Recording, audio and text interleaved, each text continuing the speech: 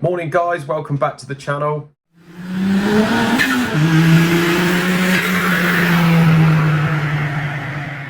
So I'm just in the office at the moment, just doing the invoice for the Cosworth. So this is not the Cosworth, we're waiting for the turbo on, although Vince did bring me today, turbo should be here tomorrow. I've invoiced that one this morning, and this one I'm just doing now. The guy rang me this morning saying, look, can you just give us some idea of what it's going to be?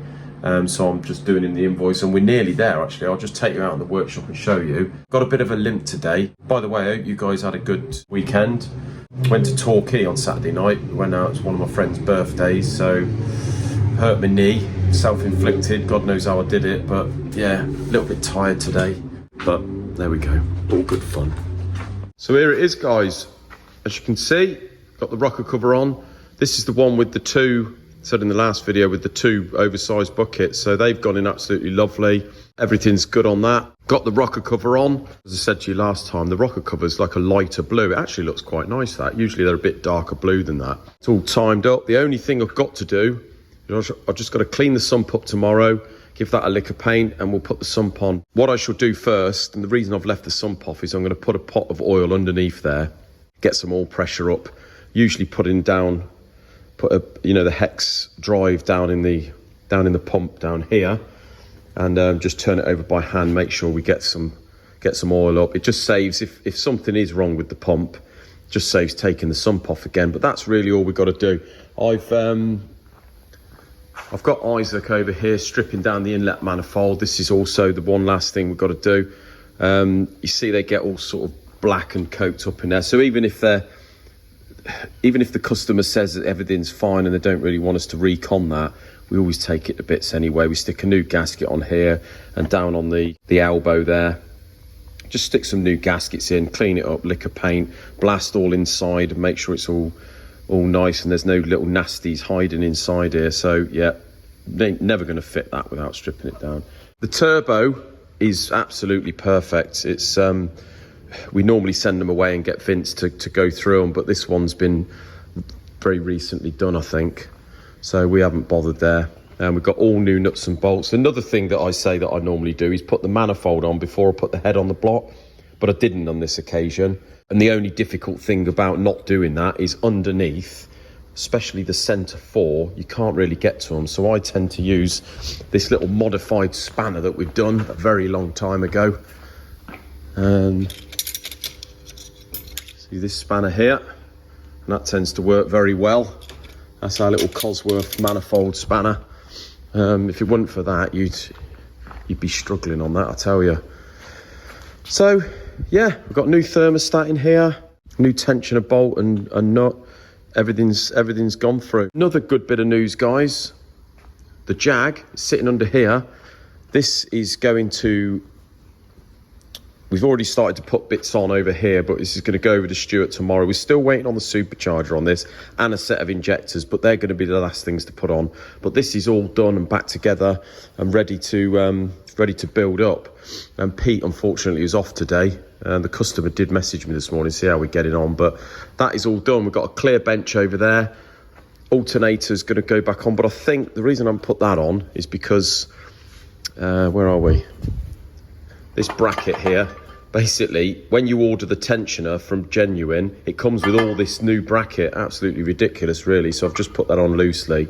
Let Pete put the new one on. But yeah, he's all good. All the new pistons are in there. Looks great. As I say, the bolts turned up first thing this morning, so we've got all that torqued up. Lovely. That's another one out the way and another bench free. We've got that Cosworth on its way, but still having fun and games with the courier, to be honest with you. So the customer has given me a new address to get the engine picked up from, so I'm hoping that one works, but I don't quite know what's going on there. That's National Pallets. They're normally pretty good, but yeah, don't quite know what's going on there. The Healy is covered up a little bit here, but as I said to you on the last video, the pistons turned up for the Healy, so he's down here. John's got them on the rods this morning, put them all down the holes.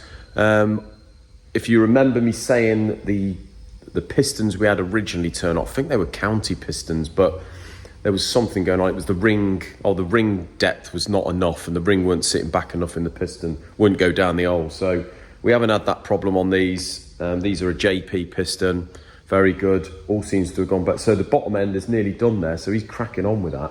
So I'm hoping by the end of the week, we should be near enough on that. That Jag is going to go over to Stuart's first thing in the morning. Head's down there, all done. Block's done. Got the box of old bits sitting down there. And then we're going to start cracking on with a bit of this. We're going to get the machining done on that V8. We'll get that one out of the way. This head down here is a head for a local garage, Horn Park. I think they've got one stuck injector in there and the glow plugs are not coming out. So we might have to remove them. I did supply them with a brand new head and gaskets, but it turns out when they got it, it's not the right head. And the head is unobtainable. It's one of those where you take the registration off them, you ring your supplier, they go off the reg, yeah, this is the engine it's got in, but it turns out it's not the engine, it's a Nissan that's meant to have a Renault engine in it, but it's their own derivative of the Renault engine, so it's nothing like it, can't get head, so we're going to have to do something with this. But yeah, that's another job to do. Right, boys and girls, you know I always like to give you a little tale, something for you to comment on and put your view over and give us some advice a lot of the time. But I had a phone call last Tuesday, I think it was, Wednesday, off a chap that we did an engine for a while ago. Now he rings up, and previous to this, not long after we built the engine, he did ring us up and say, look, the oil lights come on. It was in a Mark II Golf. The oil lights come on, or flickers, and they put a gauge on it, and it's quite low oil pressure on idle. I think when you pick the revs up, it's all right, the oil pressure. So we ended up having the car back and we had a look at it. We put a gauge on it down on the main oil gallery and the pressure seemed okay. And certainly when you pick the revs up, it was all right. So we said, I'm not sure whether the switch was down on the main oil gallery up or on the head. We said, look, it might be a dodgy switch or something like that. Go and do a few more miles, put the correct oil in it, and see what happens. I think that's how the discussion went. But anyway, didn't hear anything else. So he gives us a ring last week and says, look, still getting the same problem. So obviously it's been some while after, so I sort of had a look on the computer. Turns out it was about 2 years ago we did the engine. It might even be 2.5 years ago. But we didn't recondition it. It was a Mark II Golf, as I say. It was a 2 litre, I think. We sort of stripped it, checked everything. We deglazed it, which we sort of did back then. And there was absolutely nothing wrong with it. Put it back together, went through the head, you know, the usual. New crank bearings and that, polished the crank. The reason I'm sort of telling you this is there might be some Volkswagen guys out there that may be able to help us a little bit. So he rings me last week and I said, look, it's one of them where he's done a few hundred miles, I think. He hadn't done many miles at all, probably 300 miles. No noises, sounds absolutely sweet as a nut. It's just this oil light comes on, and when they put a gauge on there, it's real low oil pressure. I think it's down to about half a bar, might be even less than that. The trouble is, it's one of them really. I know you haven't done many miles, but he sort of gets in touch saying, look, this garage has got the car. They don't want to set about it in case they void any warranty. And I said, well, as far as warranty goes, it's tell your guys, feel free to do whatever they want to do. And I think he's emailed me this morning, and I think what they've done is they've took the sump off, put a pump in it, a brand new pump, and I got an email this morning. From what I can gather, that it hasn't really changed anything. So it's a bit of an odd one, really, because he said he didn't have the problem before, but he's getting it now. But I mean, I suppose all we can do is measure everything. If it's all perfect as far as like a rebuild goes, which we wouldn't do that now, mind, but we certainly wouldn't have put anything back together if it was out of tolerance. I mean, the only thing it's going to determine, from what I can see, the only thing it's going to determine the oil pressure is either oil filter internally of the engine. You'd have to sort of put the wrong crank bearings in, but you're going to get noises. It's not going to do 300 miles. You know, it sounds sweet as a nut. So internally, I can't think of anything that could be wrong. So yeah, it's a bit of an odd one, guys. I don't know whether any of you Volkswagen boys are watching, and you can sort of come up with any better ideas. But what I'm probably going to end up saying to him is, look, you know, the warranty really is void from the timescale. Where do you limit your warranty? You know, it's a bit of an odd one, isn't it? So yeah, let me know what you guys think about that. And it's a bit of a head scratcher at this point. I've just started to strip this Cosworth head down. This is the one that came in from a guy up country. I'm not sure whether I showed you this, but underneath there it's been welded before. It's very sort of corroded, and as a bit come out right on the gasket line, and it's blew a bloody gasket again. So we're going to have to dig that out, get marking, and do the welding on it. If you have a look, you see there, it's been welded before. You can tell by the little blowholes. You see these tiny little blowholes here. That's had some welding before and on there. So we're going to dig all that out. It's weird really, because it normally goes down here. So I'm not sure whether that's been welded before because of detonation or something, but you can clearly see where the black line is, where it's been blowing. So I've made him very aware that if he hasn't faced the block, if he's using a steel gasket, the chances of this sealing is, you know, he's a bit slim, but he's fully aware of that. We're just going to repair that head, sort that out, take the valves out, make sure the guides are all right, and then he can have that back. So I just thought I'd say, guys, I'm sorry you haven't met Isaac yet. No, you haven't even met John yet, but they're both a little bit camera shy. John ain't too worried about it all anyway, but Isaac, we're just going to let him settle in for a couple of weeks. He's doing really well, actually. He's been doing cylinder heads. He's been helping John today put the pistons down the holes on the Healey. But cylinder heads, yeah, he's really getting the hang of it.